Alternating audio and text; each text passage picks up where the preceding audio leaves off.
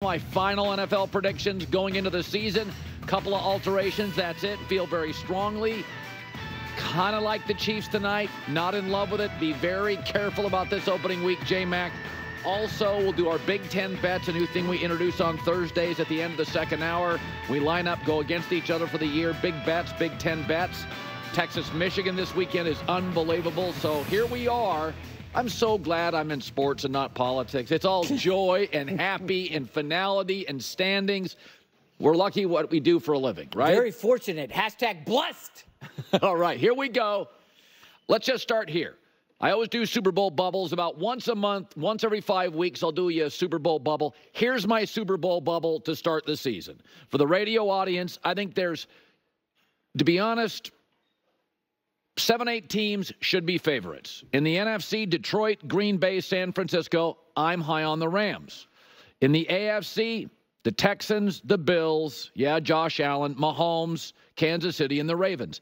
I think 4 teams are just on the outside. I've got a question I need to see resolved. Philadelphia, love the roster, love the quarterback, love almost everything. Ownership, GM. I'm a little worried about the coach and the quarterback relationship and the coach overall. Cincinnati, Joe Burrow's health. I wish I had the Jets' defense and Miami's offense as one team, but they're so good at one thing. Jets' defense, Miami offense, I'll keep them on the periphery, but there's hope here. So there you go. 8 in the bubble and 4 on the outside. This may change. We always have a surprise team, but that feels right. I really think the Texans have a legitimate chance to get to a conference championship. They have turned that franchise around with the right coach, the right GM, and the right quarterback. All these teams have one thing in common. They have a good quarterback. I know, Brock Purdy, but he has 111 passer rating. He's a good quarterback. I don't think he's a star, but he's a good quarterback. But they don't all have an established, proven coach. We don't know what Robert Saleh really is. But tonight, what you're seeing, frankly, is what the model of the league is. Chiefs-Ravens, the 2 winningest teams in this sport since the Patrick Mahomes era started. Ownership, front office, coach, quarterback, roster, drafting, development. This is how you do it. And yet, Baltimore, one of the 2 model franchises in the league, always leaves us unsatisfied, proving how difficult it is to win in this sport. Mostly because of 2 people. In the last decade, 2 people have had a stranglehold on this league. One is retired Tom Brady. One is moving into his prime, been there probably a couple of years, Patrick Mahomes. 5 of the last 6 trophies have been hoisted by Brady or Mahomes, and 8 of the last 10 Super Bowls, Brady or Mahomes have appeared in it. So you and I, for the next 6 months, can talk about speedy wide receivers and tough tight ends and clever running backs and smart coordinators and brilliant young offensive coaches. Brady and Mahomes. And even the quarterbacks capable of beating Mahomes in a January game. Joe Burrow can't stay healthy. Lamar Jackson kind of freezes in the headlights. Josh Allen, one too many mistakes. It illustrates once again just how damn hard it is to win. And it's why I support Josh Allen and Lamar Jackson. It's really hard to beat legends. Go ask Peyton Manning and Big Ben with Brady. And go ask Josh Allen and Lamar Jackson and Joe Burrow. It's just incredibly hard. Kansas City's got everything right. Owner, front office, president, GM, quarterback, weapon, pass rusher, draft, develop. They got everything right. And Baltimore's got almost everything right. And that's this sport, inches, not feet. And Tom Brady earlier this week on this show talked about the challenges tonight for Baltimore and the opening game of the season. When you lose in the playoffs, you want to think about how are we going to get over the hump next year? What do we need to do? Where are our deficiencies? Where can we get a little better? How can we improve our team a little bit so when we get in these big games, we're more prepared than the other team? We got more margin of error. And look, to win a Super Bowl is absolutely incredibly difficult. There's only one team that does it. Baltimore wants what the Chiefs got, and that's why you lead the season off the way they have it, Ravens, Chiefs. For the record, Brady's best offense never won a Super Bowl. He had a 10-year gap. The best player that's ever played, the most dominant, productive player, Tom Brady, won a decade, no Super Bowls. And those were his best offenses. Randy Moss teams. Blew people out. That's how hard it is. That's the challenge for Baltimore. But Barkley was great and couldn't beat MJ. Phil was great. Couldn't get past Tiger enough. It's just really hard to beat legends. Speaking of legends, right now, the most consistent culture creator in American football, college or pro, is Jim Harbaugh. It's not Saban, he's retired. It's not Parcells, he's gone. Belichick, nope.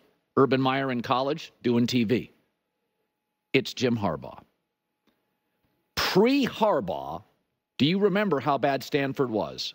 1-11. Oh, they were good at the academic thing. They were horrible at football.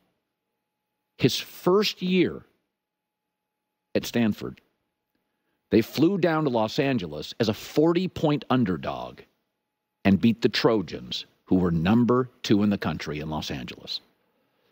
The San Francisco 49ers, pre-Harbaugh, had not made the playoffs in 8 years. The roster was a mess. They had no culture. Year 1 with Harbaugh, 13-3, NFC Championship, with a quarterback that was viewed as a bust, Alex Smith. Michigan was a tire fire pre-Harbaugh, 5-7, 1 first-round pick, a left tackle, Taylor Lewan. 1 first-rounder in 4 years, pre-Harbaugh. First year, 10-3. And oh, by the way, this last year, what do they have? 13, 14 guys drafted? Stanford was a disaster. Niners were a disaster. Michigan was a disaster. And now, here comes Houdini. Pre-Harbaugh, the Chargers last year had a virtual mutiny with their players. 5-12, worst locker room in the league, worst big play defense in the league with a defensive coordinator, and Jim walks into the building. By the way, a brand new building in El Segundo, California. It's gorgeous. And here's the guy that does this better than anybody currently coaching football. He is the greatest repetitive culture creator. But this time, it's not a total rebuild. Khalil Mack, Bosa off the edge. His first draft pick, Joe Alt, best tackle in the draft to go along with Rashawn Slater. Edge rushers, tackles, above average. Oh, Justin Herbert. Nothing against Alex Smith or his first quarterback at Michigan. But Justin Herbert's really good. Jim Harbaugh this week, who was a quarterback in the NFL, I think he's got a little twinkle. He's been very optimistic.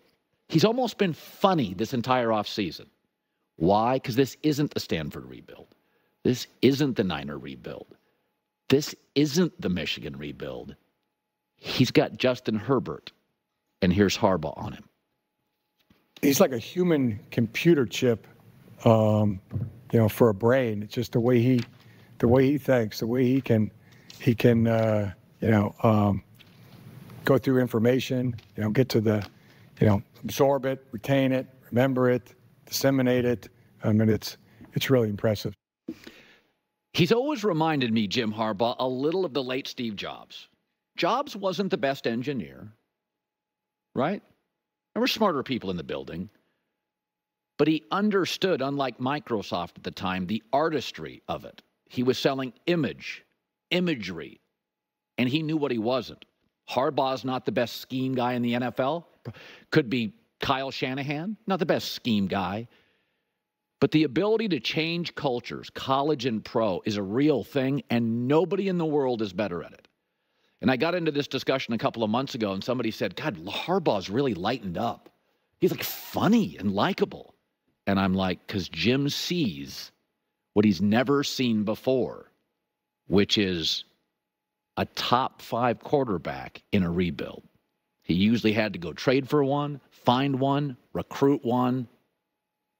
Now he's got one. And that's why he's so happy. Happier than ever as he embarks on weekend 1 against the Raiders. J-Mac, who's got it better than us? Nobody has got it better than us. Yeah, I'll agree. I'll go ahead and agree with you there. Except the only problem is I don't know what to do with the Chiefs-Ravens game tonight. You might be right. Yesterday you were like, just watch it. It's going to be great. Yeah. My take is Kansas City, Steve Spagnuolo, who is in a short list of the best defensive coordinators in the league with a very good defense, almost all of them returning, has had a little bit of wizardry. He's had Lamar's number in the matchups. That's an advantage. That's a coordinator advantage. They've had a lot of time to prepare for a quarterback they've had success with. Also, Kansas City